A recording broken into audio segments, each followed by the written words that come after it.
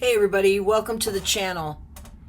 Today I want to talk about power, and I know this isn't the typical way that we present YouTube videos, but I'm a teacher. I've been a teacher for like 20 years, and as I was writing notes on how to talk about power, it came to mind to just make a PowerPoint slide. So you'll forgive me that it's not some video of me sitting in my van, but let's talk about power for a few minutes. Now, I can tell you I've watched hundreds of YouTube videos about power for my minivan. I ride in a 2023 Honda Odyssey named Betty White. And it's truly mind-bending to think about all the different aspects of power. And I'm not even going to get into the watts, amps, volts, and all of that. This video I just wanted to make to kind of help me to understand and maybe help somebody else about the basics of power. So I divided it into two categories. The first is how to hold the power or store the power, something that you can plug into to get power in your vehicle. And basically, I came up with two things. You can have a portable power station, or you could have a more complex setup with a deep cycle battery. So let's talk about power stations. I think a lot of people, I am in this camp, use a power station, portable power station. These power stations contain plugs, AC plugs, your regular 2-prong or 3-prong plug, that you can plug into.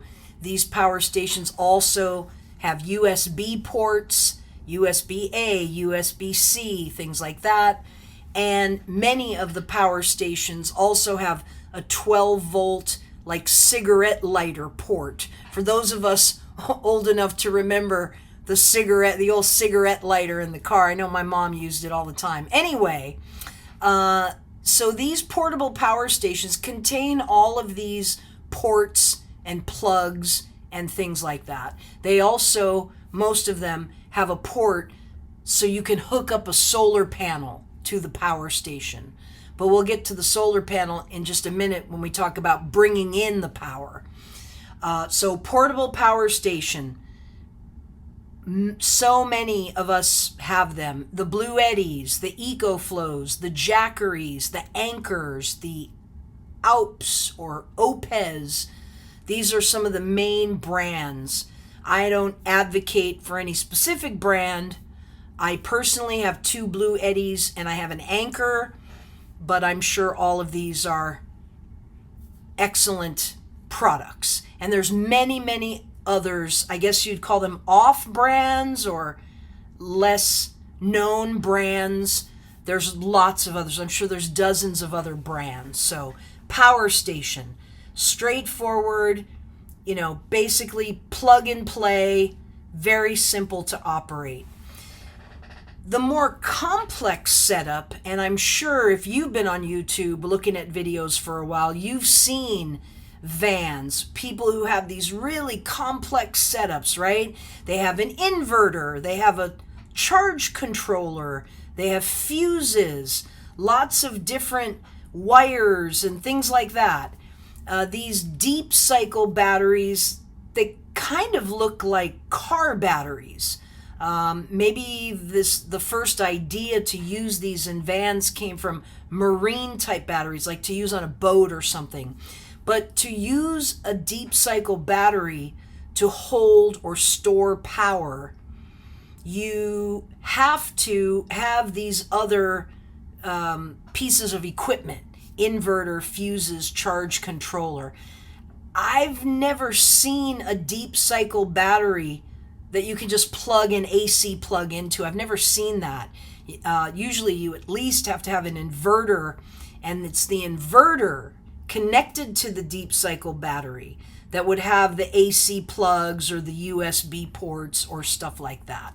So to hold or store your power or to have something to plug into, it's portable power station or a deep cycle battery kind of setup.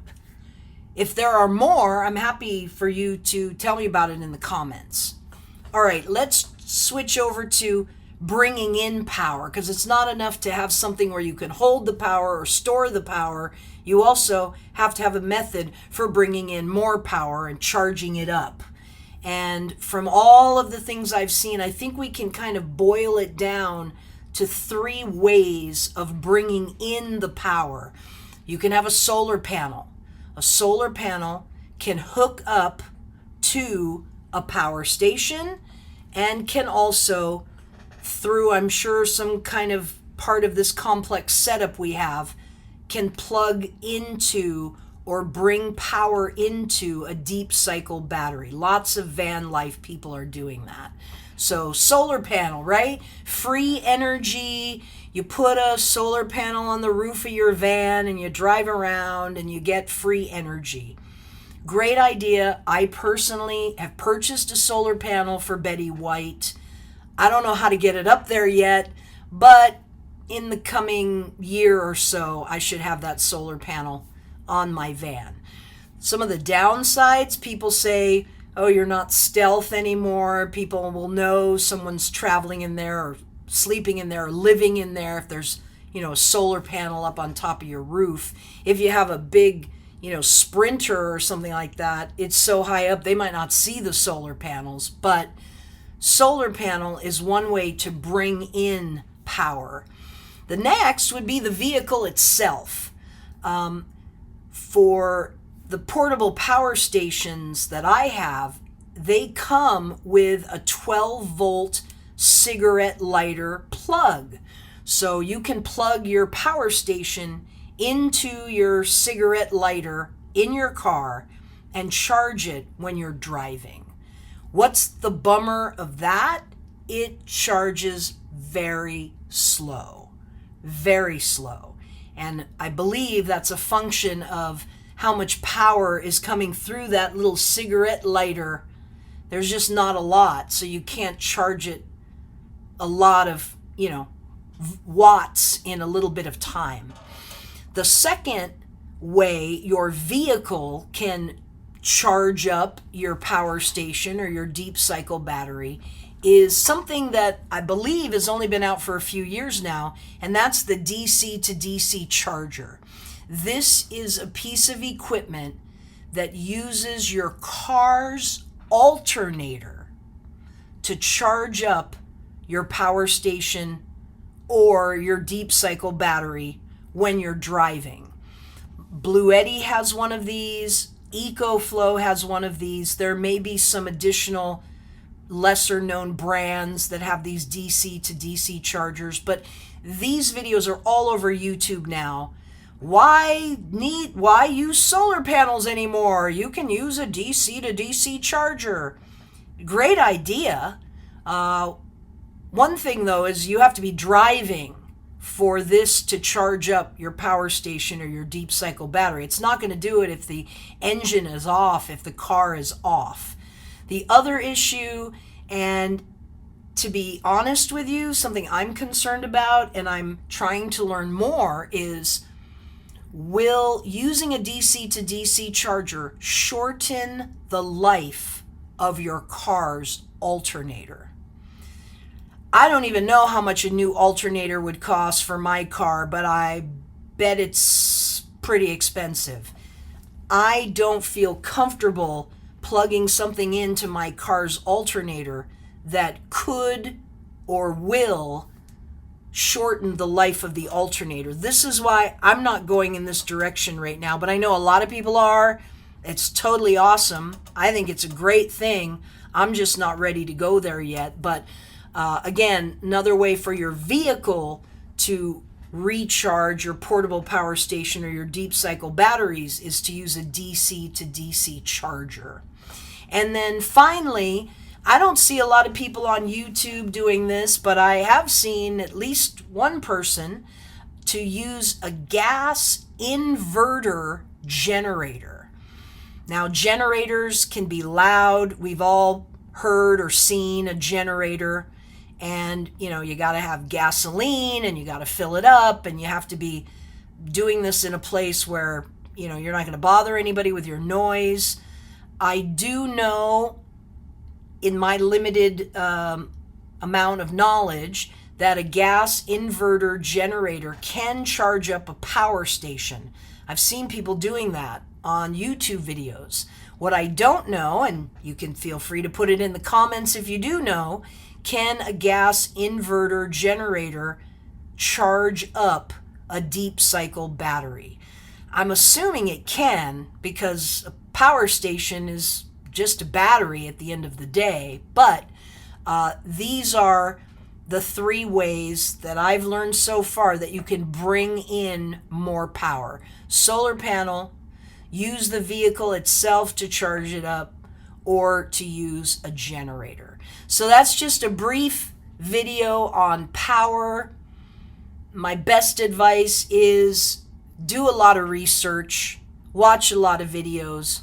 This stuff can be really expensive. If you're not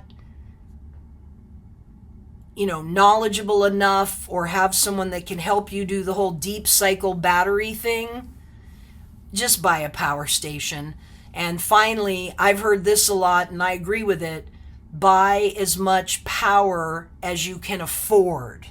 I myself have 3 power banks. I've started out with 1, but then as you save money, you can get more or a bigger one. And the deep cycle thing, I don't have the capacity to learn that myself, or to be comfortable with that myself. So I'm not going in that direction at this time. And to bring in power, I have used my vehicle, the 12-volt cigarette lighter. I have a solar panel. I just haven't put it on my car yet. A generator, I don't know that I would go there. Maybe in the future if I'm retired. And I didn't put on the bring in power list, but of course, take the power station inside somewhere and plug it into a wall. Or if you're in a campground, you can, of course, plug it into the campground's power box. All right, that's enough blah, blah, blah from me today. I hope that was helpful for somebody, and we'll talk to you next time.